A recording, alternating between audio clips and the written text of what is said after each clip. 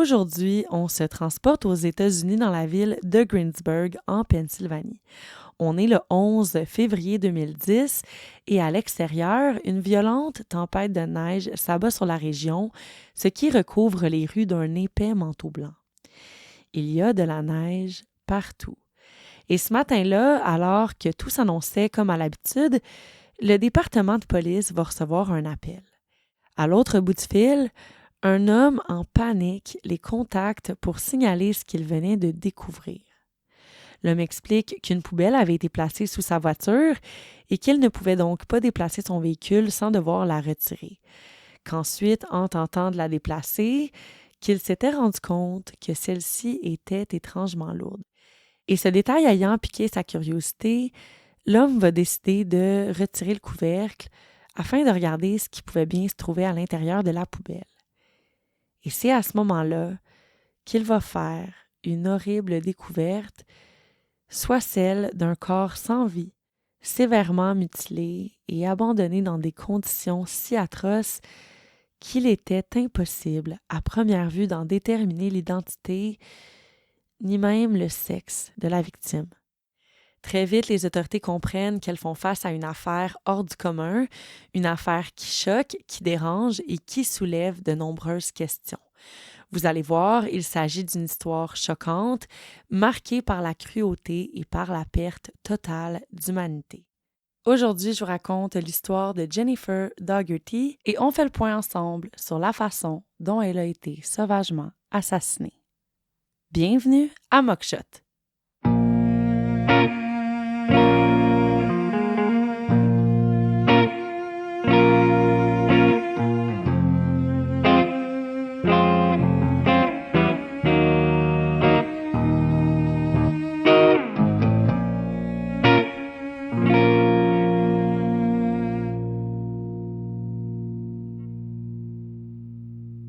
Jennifer, elle est née le 8 novembre 1979 à La Trobe, en Pennsylvanie, de ses deux parents, Richard Dougherty et Denise Murphy. Elle avait deux sœurs, Joy et Jamie, ainsi qu'un demi-frère, Dave, qui est le fils de son beau-père, Bobby Murphy, avec qui sa mère s'était remariée. Au moment des faits, Jennifer, elle avait 31 ans, mais il faut préciser qu'elle vivait avec des limitations intellectuelles qui lui donnaient une compréhension du monde similaire à celle d'une jeune adolescente de 13 ou 14 ans. Puis je veux mettre l'emphase là-dessus parce que, souvenez-vous, à 13-14 ans, comment on se sent. On est plus naïf, on fait confiance aveuglément. Puis c'est important de garder ça en tête par rapport à l'histoire que je m'apprête à vous raconter. Et pour vous la décrire un peu physiquement, elle avait les cheveux bruns, des petits cheveux courts et un sourire vraiment sincère et chaleureux. Puis je ne sais pas si vous allez comprendre ce que je veux dire par là, mais juste à travers ces photos, on voit à quel point Jennifer elle avait l'air super gentille. Ses limitations intellectuelles ne l'empêchaient toutefois pas d'avoir des rêves et des ambitions simples, au contraire. Elle était justement en quête d'acquérir une plus grande autonomie au moment des faits, un objectif qu'elle avait à cœur et qu'elle allait certainement réussir. En 2010, Jennifer vivait à Mount Pleasant, en Pennsylvanie avec ses parents, mais elle se rendait souvent seule à Greensburg pour des rendez-vous, entre autres. Il y avait une gare d'autobus située pas très loin de chez elle, ce qui lui permettait de se déplacer et par le fait même de se sentir complètement libre. C'était un moyen de transport avec lequel elle était confortable. Et par exemple, son beau-père Bobby, qui était très présent dans sa vie, va dire que c'était tout à fait normal pour elle de prendre l'autobus pour se rendre à Greensburg, qu'elle va décrire comme étant un trajet d'environ 15 km. C'était une routine qu'elle maîtrisait très bien et qui lui permettait une plus grande autonomie. Et c'était pour elle synonyme de liberté, d'activité, mais de fierté également. Et comme je l'ai brièvement mentionné, elle avait une très belle relation avec son beau-père, Bobby, qui l'encourageait dans tous ses projets ainsi que dans sa quête d'indépendance. Et je le précise parce qu'il l'aimait comme si c'était sa fille et l'encourageait comme un bon père sait si bien le faire. C'était un mari dévoué et un père de famille présent. Autant sa mère Denise que Bobby étaient vraiment très fiers de voir Jennifer s'épanouir. Et dans le même sens, elle était également fière de montrer à ses parents, elle aussi, chacun de ses accomplissements.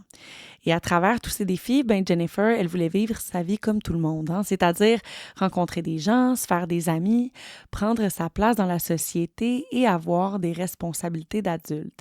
Elle était curieuse, elle rêvait de tomber amoureuse, de vivre son premier grand amour, et par-dessus tout, Jennifer, elle rêvait de vivre de nouvelles expériences. Dans le même ordre d'idées, Jennifer, elle parlait souvent avec ses parents de son projet d'éventuellement partir en appartement. C'était un projet qu'elle envisageait sérieusement et ses parents l'avaient même aidé à magasiner des logements.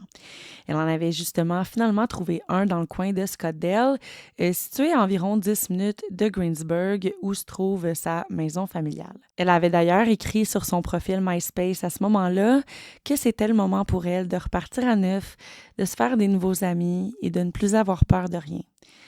Et vous me voyez venir, ça sera son dernier message malheureusement. Puis c'est tellement triste parce que à travers tout ça, on voit vraiment qu'elle avait en elle cette volonté remarquable, mais également cette confiance inarrêtable qui ne pouvait que la propulser. Et ses parents confieront plus tard aux médias qu'ils regrettent d'avoir autant encouragé leur fille dans sa quête d'indépendance. Puis je pense qu'à travers tout ça, c'est un réflexe humain là, de se remettre en question, de se culpabiliser. Mais honnêtement, là, moi, je trouve ça tellement beau. Là, ils l'ont soutenue, ils ont cru en elle.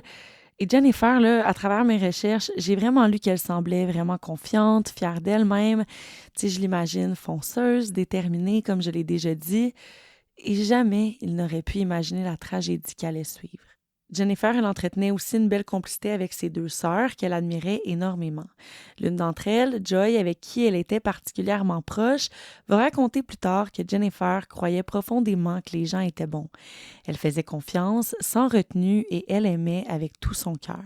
Pour elle, si quelqu'un se montrait méchant une journée, c'était jamais par pure malveillance. Là. Cette personne-là devait simplement passer une mauvaise journée et Jennifer se donnait la mission d'aider cette personne-là. Donc, plutôt que de s'en éloigner, elle essayait de l'aider à se sentir mieux d'une manière ou d'une autre en lui offrant son aide ou simplement en étant gentille, souriante et en faisant des bonnes actions autour d'elle. C'était vraiment quelqu'un qui avait une belle joie de vivre. Jennifer, elle aimait ça chanter, danser, bouger. Et sa mère va la décrire comme étant quelqu'un de easygoing, une jeune femme douce, simple et lumineuse dans sa façon d'être. Et encore aujourd'hui, les gens qui l'ont connue se souviennent d'elle pour sa douceur, son grand cœur, mais également pour cette confiance presque instinctive qu'elle offrait aux autres. Elle n'avait aucun malice, au contraire, elle débordait de bienveillance. Elle était généreuse, elle donnait beaucoup d'amour autour d'elle, mais cette même lumière, cette innocence, la rendait aussi particulièrement vulnérable. Son besoin de connexion, de proximité, la poussait parfois à faire une confiance totale à des gens qui ne la méritaient malheureusement pas. Et ce sera tristement dans ce contexte aussi bienveillant, avec cette envie sincère de s'intégrer et de se faire accepter, que Jennifer va croiser la route de personnes qui lui seront mal intentionnées. Pour vous mettre en contexte, dans les semaines précédant la découverte de son corps, Jennifer avait mentionné à ses parents qu'elle s'était faite de nouveaux amis. Et cette journée-là, Denise et Bobby ne l'avaient pas questionné davantage. Ils s'étaient intéressés à ce que leur avait dit leur fille, évidemment, mais sans pour autant poser plein de questions. Ils étaient simplement contents de voir Jennifer se faire des amis et rencontrer des gens qui lui ressemblaient. En effet, quelques semaines avant les événements, Jennifer avait rejoint un endroit appelé le West Place Clubhouse. Et cet endroit-là, en fait, là, c'était un centre communautaire où est-ce qu'on offrait des séances de thérapie ainsi que différentes activités sociales destinées à des personnes vivant avec des handicaps similaires à celui de Jennifer. Et Jennifer, elle aimait beaucoup cet endroit-là. Et comme pour ses autres rendez-vous, elle prenait souvent l'autobus pour se rendre au West Place afin de participer aux activités, de suivre des séances, mais surtout de passer du temps avec ses nouveaux amis. Parce que c'est là-bas qu'elle va faire la connaissance d'une femme nommée Peggy, avec qui elle va rapidement se lier d'amitié. Entre les deux, le courant était passé presque immédiatement. Elles s'entendaient très bien, se promenaient souvent ensemble dans Greensburg, et pour certaines personnes, là, marcher simplement en ville, ça peut sembler banal ou peu intéressant, mais pour Jennifer, ça représentait énormément. Parce que de base, elle aimait vraiment ça, les marchés, c'était une de ses activités préférées. Mais maintenant, elle avait une nouvelle amie pour l'accompagner. Et donc, pour elle, cette amitié-là valait tout l'or du monde. Puis c'était vraiment beau à voir là, parce que tout donnait l'impression qu'elle était enfin en train de s'épanouir et de devenir la personne qu'elle avait toujours rêvé d'être. Et dans la journée du 8 février, alors qu'elle avait des rendez-vous médicaux prévus le lendemain, Jennifer va dire à ses parents qu'elle souhaitait s'y rendre une journée plus tôt. Et cette idée-là venait du fait qu'elle souhaitait passer du temps avec sa nouvelle amie Peggy, qui l'avait invitée à dormir chez elle pour une soirée pyjama. Peggy habitait très proche d'où avait lieu son rendez-vous médical, donc ce plan lui semblait opportun. Et sans se douter qu'il s'agissait de la dernière fois qu'elle allait voir sa fille, Denise va accepter, n'y voyant aucun inconvénient. Selon les dires de sa mère qui va raconter tout ça plus tard, Jennifer était vraiment excitée et heureuse d'avoir été invitée. Et le plan, c'était donc qu'elle passe la soirée et la nuit chez son amie pour ensuite se rendre à son rendez-vous médical qui avait lieu le lendemain, donc le 9 février, tout près d'où vivait Peggy. C'était également convenu que Jennifer revienne après son rendez-vous et Denise avait parfaitement confiance en sa fille. Jennifer n'ayant jamais vraiment eu de facilité à se faire des amis, Denise et Bobby étaient tout simplement heureux de la voir vivre ses premières expériences et par le fait même d'encourager cette nouvelle amitié. Jennifer, elle a donc tout préparé pour son premier petit séjour chez son amie. Elle a expliqué en détail ses plans à sa famille. Elle a même donné les coordonnées de Peggy à ses parents au cas où il y aurait besoin de la joindre en cas d'urgence. Et juste ce détail-là, là, ça me brise le cœur. Là. On voit à travers tout ça là, à quel point tout ça, ça devait y tenir à cœur. Puis avec ce qui s'en vient, là, en tout cas, c'est super triste. Et avant de partir, elle aurait pris soin de laisser un petit mot à sa mère sur le comptoir pour la remercier d'avoir accepté et pour lui souhaiter une belle journée. Et ce matin-là, ça serait son beau-père, Bobby, qui l'aurait ensuite conduit à l'arrêt d'autobus. Il lui aurait ensuite donné 10 $ pour le trajet et il lui aurait dit au revoir. Il lui aurait souhaité de s'amuser. Jennifer lui aurait donné un bec sur la joue, puis elle serait partie en direction de l'autobus qui mène à Greensburg. Et à ce moment-là, son beau-père n'avait aucune idée que ce serait la dernière fois qu'il verrait Jennifer en vie. Et là, en attendant l'autobus en direction de Greensburg pour aller chez son amie Peggy, Jennifer, elle va faire la rencontre de 3 personnes qu'elle connaît brièvement. Et parmi ces 3 personnes-là, il y avait Ricky, qu'elle connaissait entre autres par l'entremise de son amie Angela. Et là, je vous ai pas encore parlé d'Angela, mais gardez-la en tête, c'est une amie qu'elle a en commun avec Peggy parce que Angela fréquentait elle aussi le West Place. Et là, Angela et Ricky étaient en couple, donc Jennifer, elle avait rencontré Ricky à quelques reprises par l'entremise d'Angela. Elle ne connaissait toutefois pas Melvin et Amber qui étaient à la gare avec Ricky à ce moment-là. Mais comme je l'ai mentionné plus tôt, là, Jennifer, elle se liait très vite d'amitié et elle s'attachait très vite aux gens. Donc rapidement, il y a un lien qui va se créer entre Jennifer, Melvin, Amber et Ricky qu'elle connaissait déjà un peu. Mais là, il y a un détail important que j'ai pas mentionné encore, qui est vraiment important dans le cours de l'histoire. C'est que Peggy, là, l'amie de Jennifer, elle n'habitait pas seule. Elle habitait avec Ricky et ce soir-là, l'appartement était encore plus rempli qu'à l'habitude. Et là, étant donné qu'on n'a pas la version de Jennifer par rapport à ça, là, bien évidemment, c'est difficile de savoir si elle était au courant de tout ça ou si Peggy avait omis de lui dire qu'elle habitait en colocation. Mais bref, Ricky avait récemment offert un toit à Amber et Melvin qui étaient sans abri à ce moment-là. Donc, selon ce que j'ai lu, là, il les avait donc invités à rester chez lui pour les dépanner. Donc, à ce moment-là, cette soirée-là, il faut savoir qu'il y a énormément de personnes qui s'en allaient en direction de l'appartement où Jennifer s'en allait. Et là, j'en conviens, là, ça fait plusieurs personnes. J'espère que vous gardez le fil encore, là, mais Ce sont tous des personnes importantes en lien avec ce qui s'en vient, donc je vais essayer d'être le plus clair possible, mais ce sont des noms à garder en tête. Donc, pour en revenir à où est-ce que j'étais, on se souvient, à la gare, il y a Jennifer, Melvin, Amber et Ricky. Et les quatre vont chiller un peu à la gare en attendant Angela, parce qu'elle aussi va les rejoindre et venir avec eux à l'appartement. Et lorsqu'elle les a rejoints, ben ils sont tous montés dans l'autobus et se sont rendus tous ensemble à l'appartement. Et là, je prends le temps de glisser un détail auquel on reviendra plus tard, évidemment, là, mais qui prend toute son importance dans ce que je m'apprête à vous dire. Puis là, avant de me lancer, je tiens à préciser que ce détail-là, on a ça, cette version-là, simplement grâce au témoignage des amis de Jennifer, là, puis là, amis entre gros guillemets, là, parce que malheureusement, ben Jennifer n'est pas là pour témoigner de sa version des faits. Donc, évidemment, je vous raconte ça tel quel, mais c'est à prendre en considération qu'il nous manque une version des faits. Donc, ça se peut que ce soit pas arrivé pour vrai, mais cette version-là, c'est la version qui est racontée au procès, au tribunal, dans les rapports d'enquête. Donc, c'est celle que je vais vous présenter aujourd'hui. Donc, selon les personnes qui étaient présentes à ce moment-là, même que de mémoire, là, c'est Amber là, qui aurait témoigné de ça plus tard aux enquêteurs.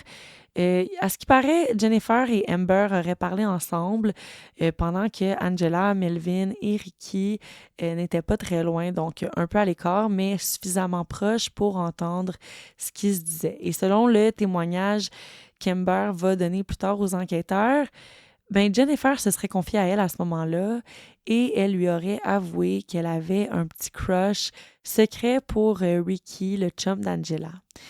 Et toujours selon Amber, elle lui aurait même dit que son rêve, ce serait d'épouser Ricky un jour. Et à ce moment-là, ben évidemment, Angela, pas trop loin, ben elle aurait intercepté ce petit bout de conversation-là, ce qui aurait déclenché chez elle une rage de colère. Et ce détail-là, je tiens à le mentionner là, dans quelques-unes de mes sources. Ça a d'ailleurs été corroboré par Joy, qui raconte que Jennifer s'était effectivement confiée à elle dans le passé là, au sujet de ses sentiments envers Ricky. Donc, elle le trouvait beau, charmant. Puis c'était probablement sa première expérience de ce genre-là. Là. Imaginez-vous, souvenez-vous, à 13-14 ans, on vit nos premières expériences, nos premiers kicks. Nos émotions sont un peu intenses là aussi, c'est maladroit, tout ça. Puis Jennifer, on se souvient, elle avait 31 ans, mais ses limitations intellectuelles, ça influençait clairement sa manière d'aimer, sa façon de percevoir les choses. Puis tu sais, je dis ça, je suis pas une professionnelle, là, je me base selon ce que j'ai lu. Mais je pense que c'est à garder en tête, évidemment, là. Puis là, je veux prendre le temps de le dire, là, parce que j'ai pas été capable de trouver au cours de mes recherches c'était quoi précisément qu'elle avait, Jennifer, là, au niveau de ses limitations intellectuelles. J'aurais aimé ça creuser davantage pour vous faire un portrait un peu plus approfondi. Par contre, selon ce que j'ai lu sur elle, j'ai été capable de comprendre, du moins mon analyse de tout ça, c'est que Jennifer, elle n'avait pas connaissance que de dire à haute voix qu'elle avait un crush sur le chum de son ami que c'était mal. Tu sais, elle disait ça à haute voix parce que c'était ça qu'elle pensait, mais c'était pas dans l'optique de blesser, puis je pense même pas qu'elle avait conscience que ça se disait pas. C'était pas acquis, ça, puis je pense qu'elle était juste comme vraiment bubbly, vraiment comme bienveillante dans tout ça. Tu sais, elle disait un peu tout ce qu'elle pensait, puis pour elle, c'était juste un compliment pour Ricky, mettons. Fait que, en tout cas, je voulais prendre le temps de le mentionner parce que, ben de un, ça nous permet d'avoir une meilleure idée de qui qu'elle était, mais aussi d'avoir une meilleure compréhension de ce qui s'est probablement réellement passé. Parce que si ça part réellement de ça, là, je doute vraiment que Jennifer était mal intentionnée dans tout ça. Et tout ça, ben, ça soulève une question intéressante. Parce que si elle avait un kick là, sur Ricky, ben, peut-être que cet intérêt-là, ça l'aurait renforcé son envie de vouloir passer la soirée là-bas. En tout cas, je me pose la question, puis je pense que c'est intéressant de se le demander, là, mais ça reste une réflexion importante pour comprendre peut-être l'état d'esprit dans lequel Jennifer se trouvait avant les événements qui allaient suivre. Et je vous laisse avec ça, là, ce détail-là, mais gardez ça en tête, on va y revenir. Lorsqu'ils sont arrivés à l'appartement, tous ensemble, Peggy les accueille avec son ami Robert, qu'elle avait elle aussi accueilli pour un séjour chez elle, en même temps que tous les autres. Donc, au total, outre Jennifer, il y avait 6 autres personnes à l'appartement, soit Peggy Miller, Angela Marinucci, Amber Medinger, Ricky Smyers, Melvin Knight et Robert Masters. Ce groupe-là va plus tard être connu sous le nom des Greensburg Six pour le crime qu'ils auront commis envers la belle et douce Jennifer, qui était d'ailleurs la plus âgée du groupe. Et pour revenir à ce détail-là que j'ai brièvement mentionné plus tôt, là, juste pour vous mettre en contexte, Jennifer, elle connaissait Angela depuis plusieurs années. Elles s'étaient toutes les deux rencontrées parce qu'elles avaient des rendez-vous médicaux au même endroit. Et pour sa part, Angela, elle souffrait d'une grave blessure à la tête qu'elle avait depuis qu'elle avait l'âge de 15 ans et au moment des faits, elle en avait 17. Et là, avant de poursuivre, ça me tentait de faire une petite parenthèse là, sur quelque chose qui me fascine vraiment, parce que en étant fan de True Crime moi-même, j'avais déjà entendu ça dans certains podcasts là, et je voulais en parler moi aussi parce que je trouve ça vraiment fascinant, puis je pense que c'est important puis pertinent d'analyser ces traits-là. Là. Vous le savez, là, les blessures à la tête et les traumatismes crâniens, ben, dans certains cas, parfois, ça peut laisser des séquelles importantes, même si elles sont invisibles. Et dans certains cas, ben, ces lésions altèrent les fonctions cognitives et comportementales. Et selon mes recherches, parce que, évidemment, ben, je suis pas une professionnelle, il y a près de 60% des personnes ayant subi ce type de traumatisme qui vont développer par la suite une agressivité plus marquée, des problèmes de mémoire, une gestion des émotions plus difficile ou encore une augmentation du risque des comportements délinquants. Et au plan cognitif, j'ai lu que le jugement pouvait également être affecté. Et ça, gardez ça en tête avec ce qui s'en vient. Je pense qu'il y a plusieurs parallèles à faire avec ça.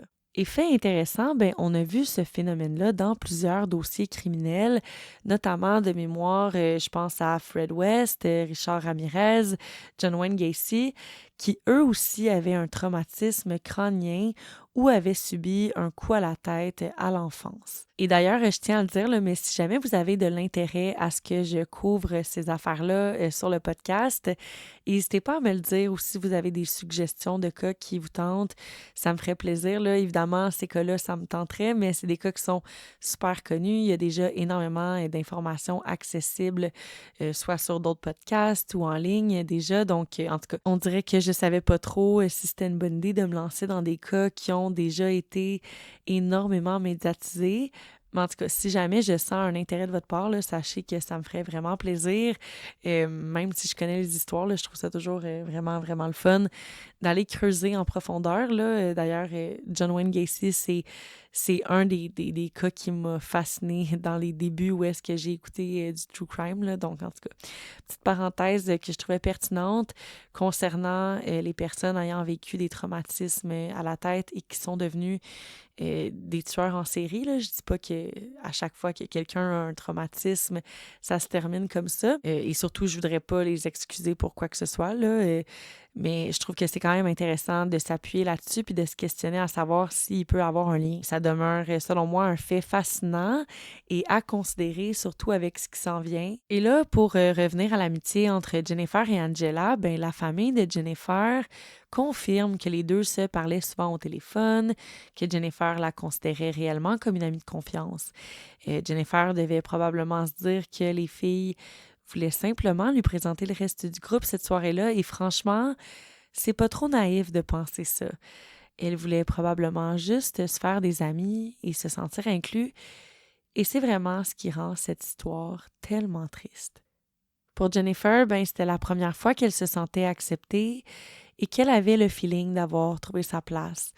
Puis à travers tout ça, je trouve que c'est tellement facile de l'imaginer tellement excitée, pleine d'espoir et en même temps tellement naïve. Là. Les sources racontent que l'ambiance aurait rapidement tourné au cauchemar, que ce qui devait être une simple soirée entre amis n'aurait même pas eu le temps de prendre forme, que tout aurait basculé presque instantanément. Là. Très vite, là, la situation, là, ça l'a pris une tournure inquiétante pour Jennifer qui n'a même pas eu le temps de comprendre ce qui se passait autour d'elle. Les gens qu'elle croyait être ses amis auraient rapidement commencé à la harceler. Ils ont commencé par fouiller dans son sac à main, lui volant de l'argent, des cartes cadeaux, son cellulaire. Et les moqueries auraient rapidement escaladé en agression, puis finalement en acte de torture. Il versait des liquides dans son sac à main et la frappait à la tête avec des bouteilles pleines de soda. Ils auraient ensuite forcé Jennifer à aller prendre une douche pour qu'elle se détende. Et selon les documents de cours de Melvin qui sont accessibles en ligne, ce serait à ce moment-là que les autres personnes présentes auraient commencé à discuter entre elles de l'idée que Jennifer aurait flirté avec Ricky ou du moins qu'elle aurait eu l'intention de vouloir le voler à Angela. Et toujours selon cette version-là, ce serait à ce moment-là, pendant que Jennifer était dans la douche, que les autres membres du groupe se seraient ensemble réunis et auraient discuté entre eux de faire payer Jennifer pour ce qu'ils percevaient comme une trahison envers leur amie Angela.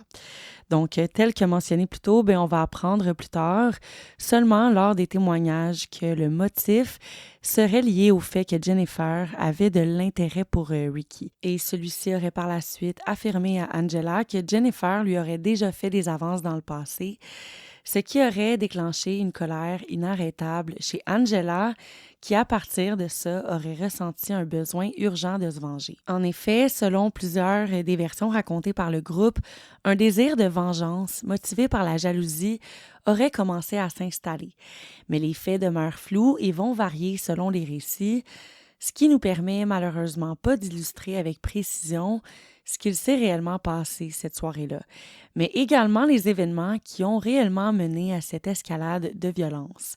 Évidemment, chacune des versions racontées par les Greensburg Six vont avoir des variantes concernant le déroulement des événements et ou concernant le motif. Et c'est ça qui va rendre cette affaire relativement complexe. Et je dis ça parce que c'est vraiment difficile de mettre en perspective ce qui a réellement pu se passer cette soirée-là. Puis ça arrive souvent là, lors d'interrogatoires où est-ce que les policiers vont devoir investiguer sur plusieurs suspects. T'sais, on voit ça souvent, les gens vont se blâmer entre eux, ils vont se garrocher la faute ou vont vouloir romancer certains faits pour les mettre à leur avantage et obtenir des charges plus clémentes ensuite. Et évidemment, l'histoire que je vous raconte, je l'ai mentionnée plus tôt, là, mais elle est basée sur ce qu'on connaît de l'histoire. Et évidemment, il manque une version, soit celle de Jennifer. Donc, évidemment, cette théorie de vengeance motivée par la jalousie, ça reste la version officielle. Toutefois, ça reste quand même difficile à comprendre pour les policiers qui comprennent pas pourquoi les autres auraient participé au meurtre de Jennifer, alors que ça les concernait pas. D'autant plus que le meurtre était vraiment violent. Tu sais, les enquêteurs se demandent en quoi ça les avantageait de participer à ça. Et encore plus, c'était quoi leur motif à eux? Parce que selon la police, Angela, elle était certainement impliquée. Toutefois, rien n'indiquait que l'idée venait d'elle seule. Et ce détail-là, c'est un détail qui va rester très nébuleux durant l'enquête et durant le procès au complet, parce que certaines personnes vont admettre des choses et d'autres vont nier ou ne vont dire qu'ils n'auront que très peu collaboré aux actes commis envers la victime.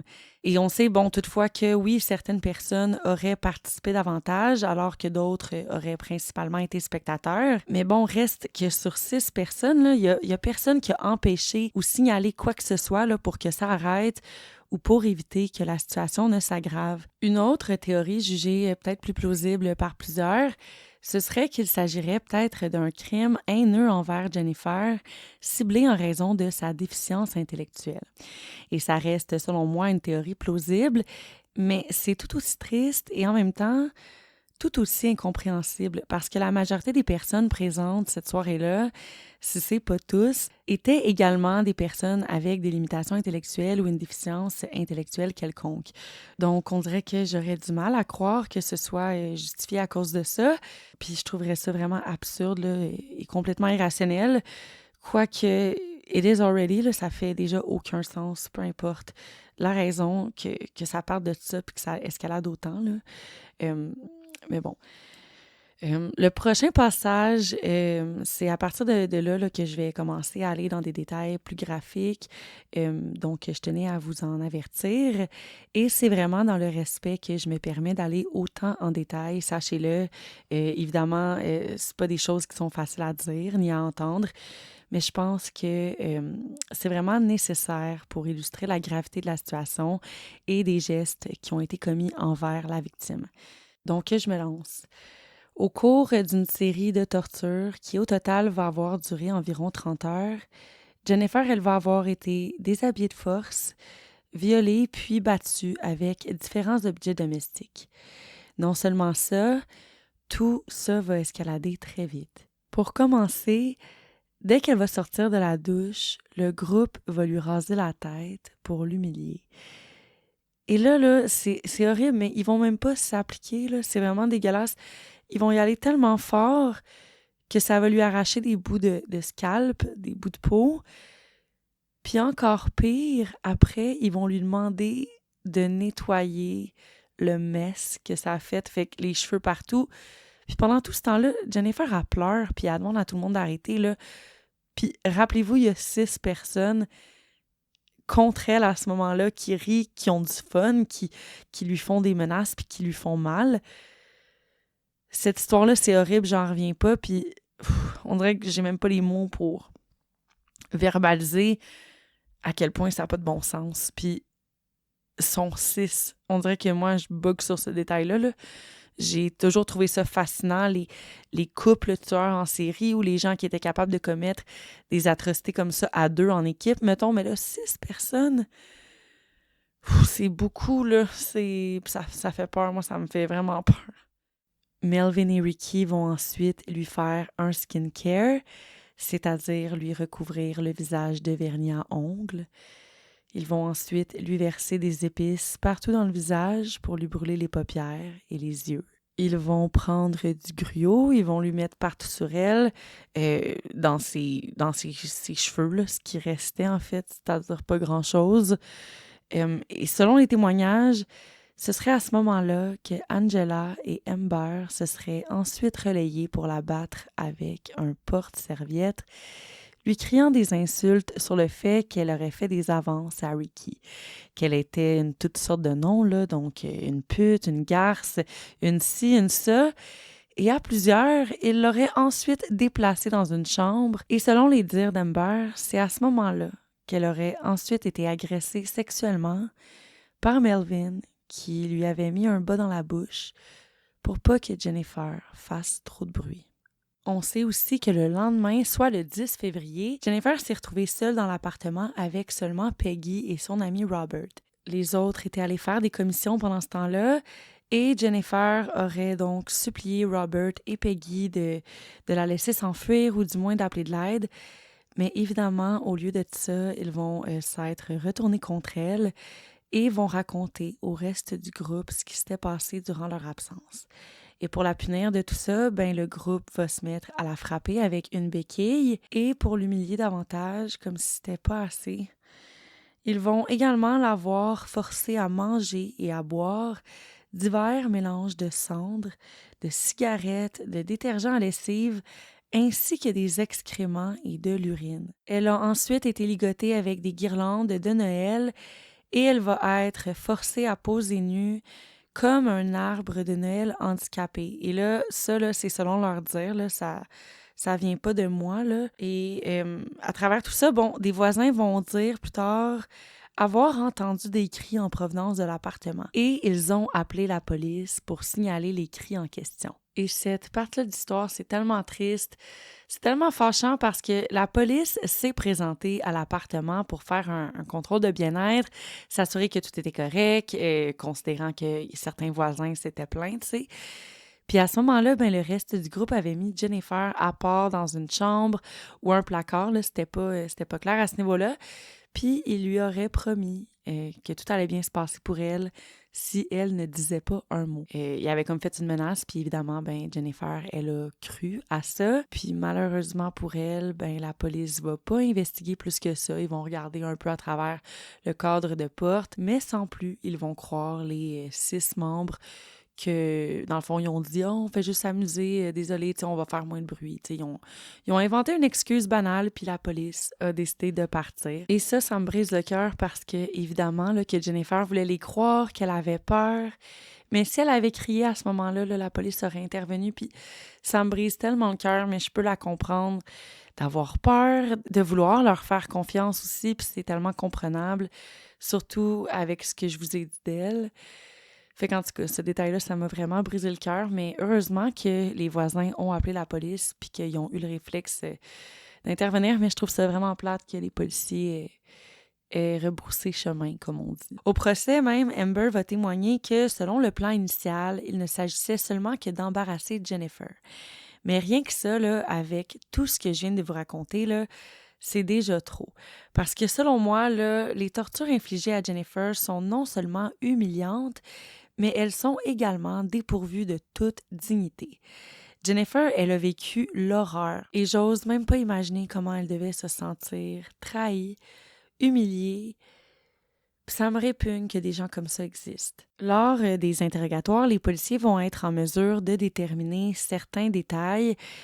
Entre autres, Amber va témoigner que les maltraitances étaient régulièrement interrompues pour ce que le groupe appelait des réunions familiales, un terme employé pour désigner le moment où, ensemble, ils décidaient de la prochaine étape et des prochaines tortures à infliger à Jennifer. Et pendant ce temps-là, Jennifer, elle a été laissée ligotée, confinée dans un placard. Tu sais, on dirait que j'en reviens pas.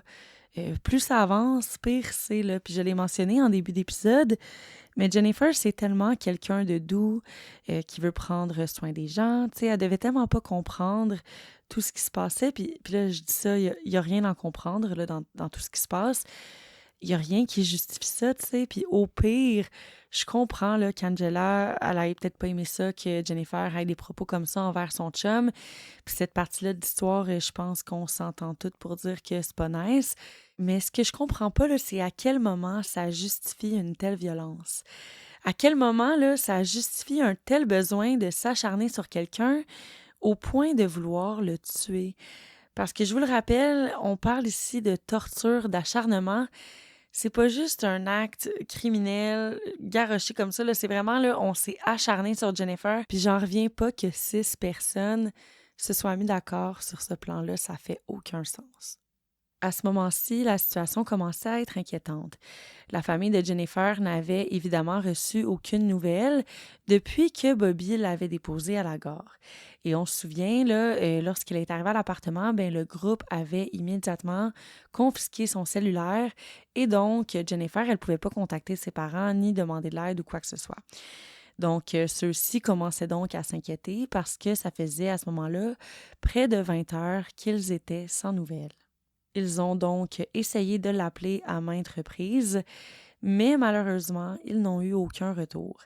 Et même qu'à un certain moment donné, là, le message sur la boîte vocale de Jennifer a été modifié par une voix masculine avec en arrière-plan la voix d'une femme qui n'était pas celle de Jennifer, ce qui a davantage inquiété la famille. Et vous vous souvenez, là, Jennifer, elle avait même laissé le numéro de Peggy à ses parents au cas où il y aurait une urgence.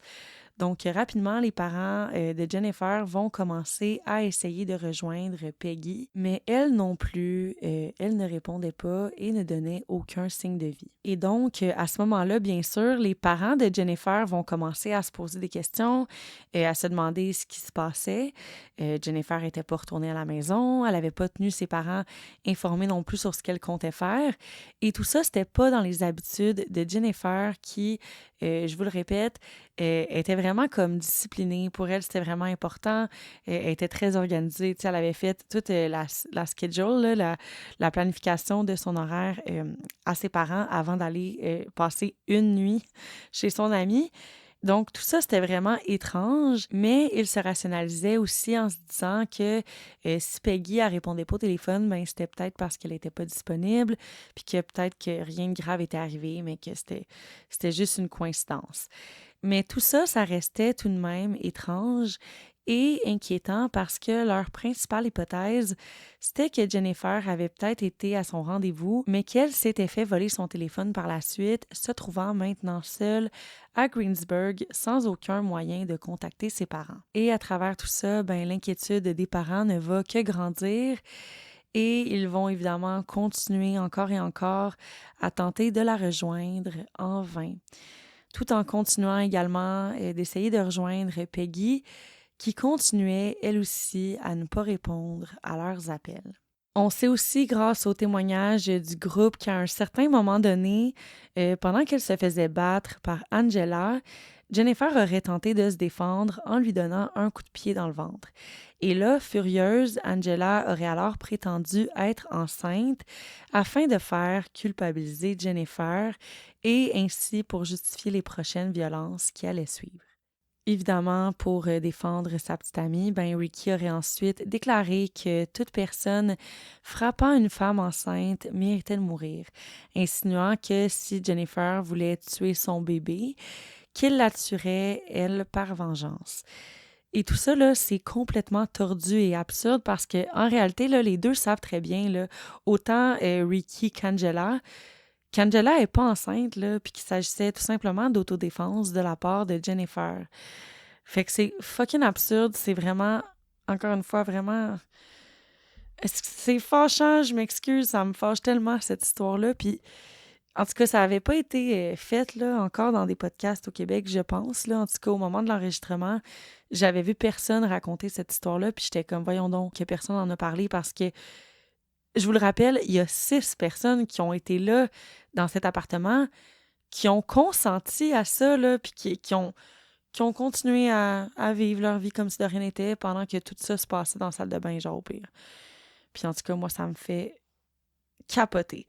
J'en reviendrai pas, là. Je pense que j'ai pas fini de pas en revenir. Et là, je tiens à faire une petite précision là, sur un point concernant le dernier passage, concernant le fait que Angela aurait affirmé être enceinte. Parce que, selon certaines de mes sources, il fait mention que c'est Angela, alors que dans d'autres, ce serait plutôt Amber qui aurait reçu le coup de pied et qui aurait affirmé ensuite être enceinte. Mais honnêtement, là, dans le contexte de l'histoire, il semble plus logique, là, selon moi et selon mes connaissances, que ce soit Angela, étant donné qu'elle est en couple avec Ricky et que les violences semblent principalement liées au fait qu'elle ressent de la jalousie par rapport à Jennifer. Cependant, là, je peux pas confirmer avec certitude de qui il s'agit là, exactement. Là, ça change pas le contexte de l'histoire en général, à part ce que je peux vous dire concernant le degré de participation des deux filles respectivement, mais je tenais à le souligner ici parce que les sources varient d'un article à l'autre. Lors de la dernière réunion familiale, le groupe va voter à l'unanimité pour tuer Jennifer. Non seulement par vengeance pour le coup de pied, mais également par peur qu'elle raconte ce qu'elle avait subi. En premier lieu, ils vont l'obliger à rédiger une lettre de suicide et ensuite, Ricky et Melvin vont l'emmener dans la salle de bain où Melvin va la poignarder plus de 20 fois dans les côtes et dans la poitrine. Lorsqu'ils sont revenus plus tard pour déplacer son corps, ils étaient surpris de la trouver encore vivante, s'accrochant désespérément à la vie après tout ce qu'elle avait enduré. Furieux, Melvin et Ricky vont alors lui trancher les poignets pour ensuite l'étrangler jusqu'à s'assurer qu'elle était bien morte. Et j'ai lu la lettre en passant, là, elle est accessible sur Internet.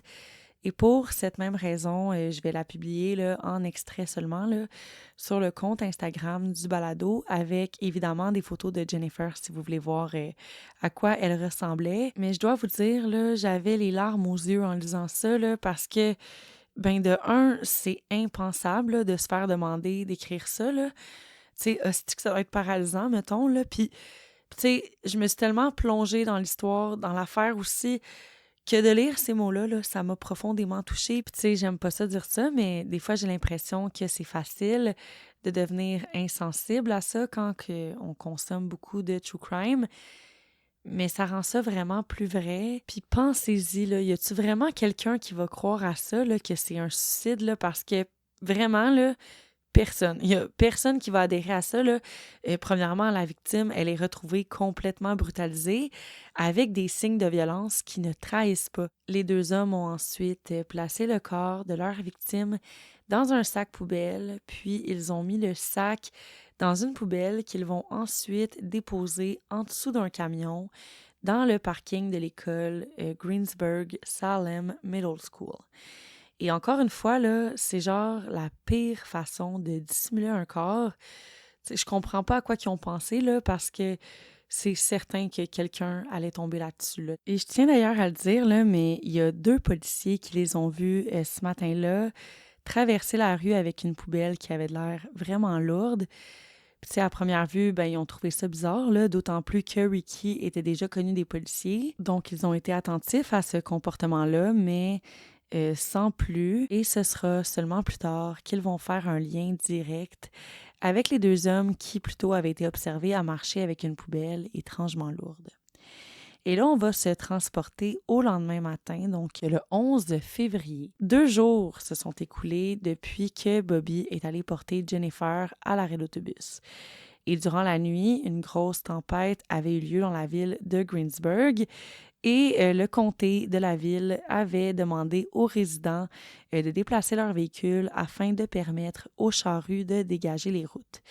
C'est donc ce matin-là qu'un homme du nom de Daniel Grant a voulu déplacer son camion. Et en s'approchant de celui-ci, il va remarquer qu'une poubelle entière avait été placée en dessous.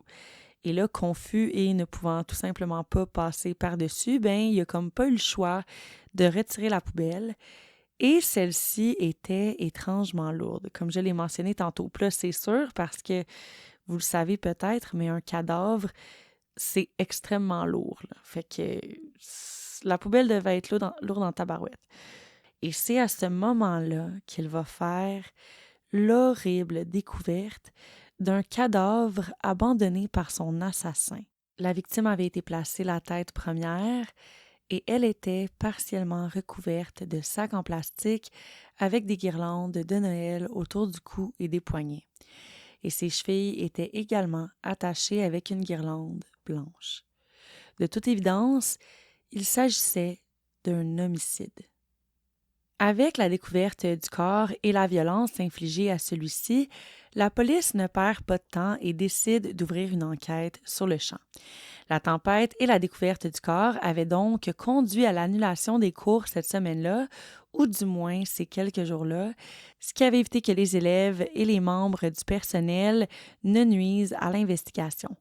Une portion de North Main Street fut également fermée afin de déterminer d'où venait la poubelle et de permettre aux enquêteurs d'investiguer au meilleur de leur capacité.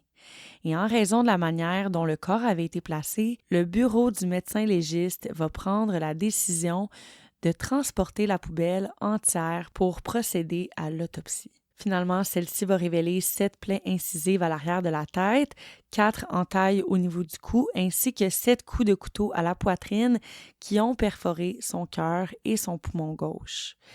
Le lendemain matin, donc le 12 février 2010, il n'y avait toujours aucune piste sur l'identité de la victime. Les enquêteurs avaient cependant été capables de déterminer l'âge approximatif de la femme et noter quelques informations à son sujet. Donc, elle mesurait environ 1,75 m, pesait 63 kg et portait un jeans ainsi qu'un sweat à capuche gris foncé. Ces informations furent communiquées au public, ainsi que le fait qu'il était peu probable que la poubelle se soit retrouvée sous un camion toute seule. Les policiers ont alors demandé l'aide du public afin de savoir si quelqu'un détenait la moindre information concernant les événements ou avait été témoin de quelque chose.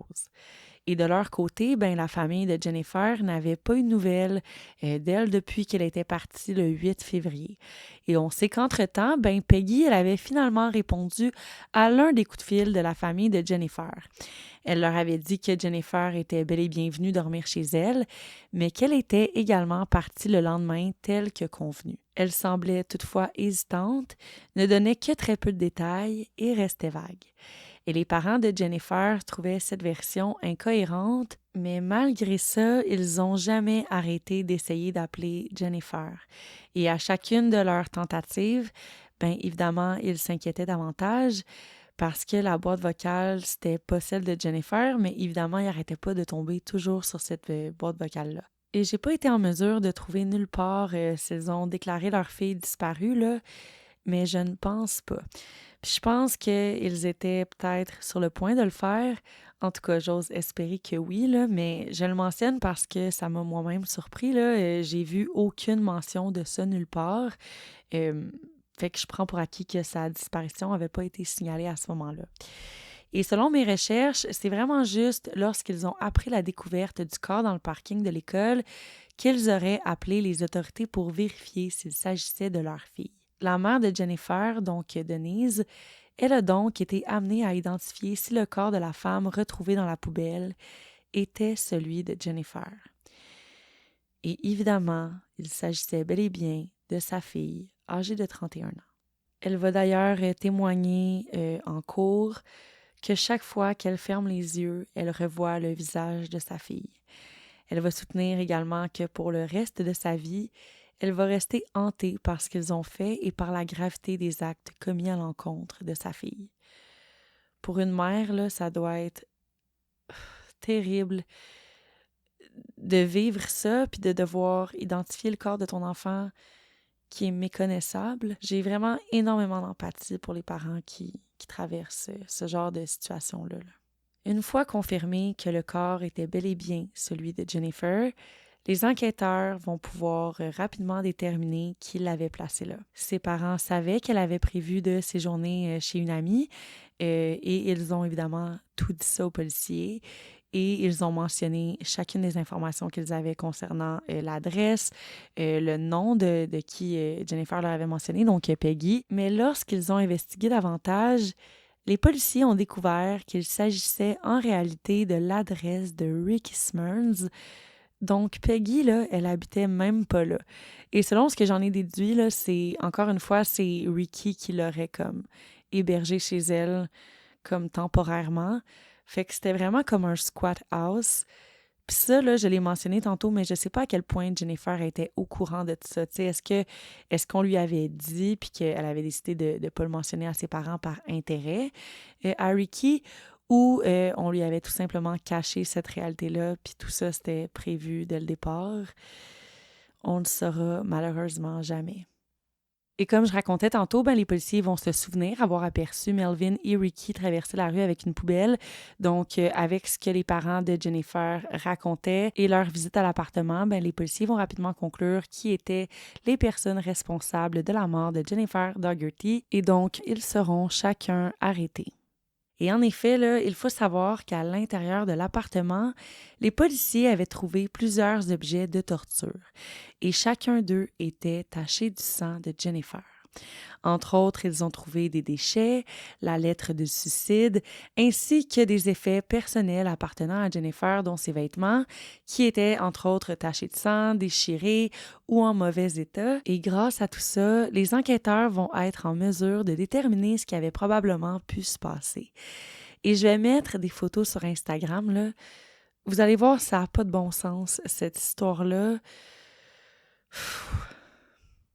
Le soir du 12 février 2010, la police va tenir une conférence de presse et va annoncer que 6 personnes étaient arrêtées pour le meurtre de Jennifer Dougherty. Et là maintenant, pour ce qui est du procès, je l'avais mentionné en début d'épisode, mais Angela, c'était la plus jeune du groupe. Elle avait seulement 17 ans au moment des faits, donc pour sa part, elle va être jugée séparément des autres accusés après avoir abandonné sa demande pour que son dossier soit traité par le tribunal pour mineurs du comté de Westmoreland. En mars, elle va passer une journée avec les procureurs pour détailler sa version des faits concernant la mort de Jennifer. Son avocat espérait obtenir un accord de plaidoyer pour des charges moins graves que celles de meurtre au premier degré parce que celle-ci, dans l'État de la Pennsylvanie, elle entraîne automatiquement la prison à vie si elle est reconnue coupable. Et n'ayant obtenu aucun accord, Angela, elle va tenter de convaincre le jury composé de 6 hommes et 6 femmes qu'elle n'était pas l'instigatrice du crime, mais plutôt comme une actrice secondaire dans cette tragédie. La police de Greensburg ainsi que le procureur du district, John Pex, vont soutenir que Angela, 17 ans au moment des faits, elle avait eu des relations sexuelles avec Ricky Smyrns, 25 ans. Celui-ci avait d'ailleurs été considéré par la plupart des autres accusés comme étant le meneur du groupe. Évidemment, tel que mentionné précédemment, les versions varient beaucoup. Mais les policiers parviennent toutefois à avoir des doutes raisonnables de croire que le groupe aurait effectivement attaqué, torturé, puis tué Jennifer après qu'Angela, jalouse, aurait appris que Jennifer aurait flirté avec Ricky. Ce sera en août 2011 que Angela va être condamnée à la prison à vie sans possibilité de libération conditionnelle après qu'elle ait été reconnue coupable de meurtre au premier degré. En raison de son âge, elle n'était pas admissible à la peine de mort lorsqu'en 2012 puis en 2016, 2 décisions de la Cour suprême des États-Unis vont juger inconstitutionnelles les peines obligatoires de perpétuité sans possibilité de libération pour les mineurs. Et à la suite de ces décisions-là, la sentence initiale de Angela va donc être annulée et un second procès devra avoir lieu considérant ces 2 nouvelles décisions de la Cour. Finalement, en mai 2022, sa condamnation va être révisée et elle va finalement recevoir une peine de 60 ans de détention avec possibilité de libération conditionnelle en 2070. Donc, selon mes calculs, à ce moment-là, elle va avoir 77 ans. En ce qui concerne les autres personnes du groupe, lors des audiences préliminaires, les témoignages ainsi que les déclarations de police vont surtout avoir impliqué Ricky et Melvin. Donc, l'avocat de Ricky va soutenir que le quotient intellectuel de son client était tellement bas qu'il ne pouvait pas être exécuté en référence à une décision de la Cour suprême des États-Unis qui interdit la peine de mort pour les personnes ayant une déficience mentale. Cependant, malgré tout ça, le procureur Pex va choisir de poursuivre quand même la peine de mort contre Ricky, Melvin, mais également contre Amber. Parce qu'en effet, si elle était elle aussi reconnue coupable de meurtre au premier degré, elle serait éligible elle aussi à la peine de mort. Le procureur va toutefois préciser qu'il ne demanderait pas la peine de mort ni pour Peggy et pour Robert. Ils vont avoir été reconnus comme étant les moins impliqués dans le meurtre et leur sentence sera donc un peu plus clémente. Lors de leur audience préliminaire, Melvin et Ricky vont finalement avoir été condamnés à mort par injection létale, et ce, même si la Pennsylvanie n'avait pas exécuté personne depuis 1999. De son côté, Amber va plaider coupable à un meurtre au 3e degré et elle va être condamnée à une peine de 40 à 80 ans de prison.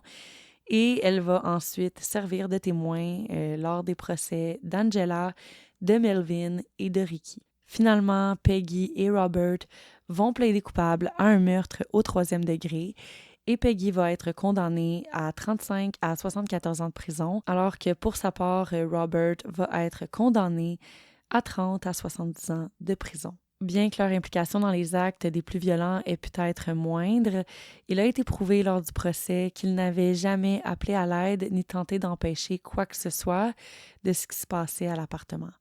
Et donc, leur responsabilité demeure lourde et c'est pour cela qu'ils ont écopé de peines aussi longues. Finalement, selon mes propres recherches, j'ai compris que les 2 accusés principaux dans l'affaire du meurtre de Jennifer, soit Melvin et Ricky, ont tous les 2 été condamnés à la peine de mort en Pennsylvanie. Leurs sentences ont donc été confirmées après plusieurs démarches judiciaires et appels. Par contre, même s'ils ont reçu officiellement la peine de mort, c'est important de savoir que la Pennsylvanie n'exécute presque plus depuis plusieurs années. Donc, ceci dit, même quand une date d'exécution est fixée, elle finit souvent par être suspendue ou reportée à cause de nouvelles procédures. Et c'est ce que j'ai pu comprendre dans ces 2 cas-là parce que Melvin avait reçu un avis d'exécution en 2022, mais rien n'indique nulle part que l'exécution a été faite. Du moins, pour ma part, j'ai rien trouvé dans mes recherches. Et de son côté, Ricky se trouve encore sur le couloir de la mort, mais aucune date n'est mentionnée à ce niveau-là non plus. Pour conclure, l'affaire Jennifer Dougherty, elle aura profondément marqué le public, non seulement par sa brutalité, mais aussi par l'immense empathie qu'elle suscite envers la victime. Même si aucune peine ne peut effacer la douleur vécue, se souvenir de cette histoire, elle permet de reconnaître la valeur de chaque vie et de rappeler que la protection des personnes vulnérables, c'est une responsabilité collective. Quelqu'un, là, au moins une des 6 personnes présentes dans l'appartement cette soirée-là, aurait dû appeler les secours ou du moins intervenir pour empêcher ces violences dégradantes, humiliantes et d'une cruauté inacceptable. Tu sais, dans la vie, là, il n'est jamais trop tard pour faire marche arrière et à n'importe quel moment, il y a quelqu'un qui aurait pu intervenir ou appeler la police. Puis malheureusement, sur 6 personnes, il n'y en a pas un qui a pris cette bonne décision-là. Donc, c'est ce qui conclut cette histoire à la fois choquante et complètement incompréhensible. Est-ce que c'est le bon mot? Parce que moi, ce qui me fait capoter, c'est à quel point tout ça, toute cette violence-là part d'un simple commentaire maladroit, déplacé, bref, du fait que Jennifer, elle avait de l'intérêt pour le chum de son ami, là, de voir que ça l'a dégénéré, là, dérapé autant. Moi, ça me fait capoter. Puis je suis curieuse de savoir ce que vous en pensez. Donc, vous me le direz en commentaire ou sur Instagram. Sur ce, je vous remercie encore une fois pour votre écoute. Et je me répète, mais ça aide énormément lorsque vous donnez une note de 5 étoiles sur la plateforme sur laquelle vous m'écoutez. Donc, Spotify, Apple Balado, ça donne une plus grande visibilité au podcast et ça m'aide énormément. Donc, je vous remercie à l'avance. Et nous, on se retrouve dans 2 semaines pour un nouvel épisode de Mockshot. Et celui-là, vous ne voulez pas le manquer. Au revoir!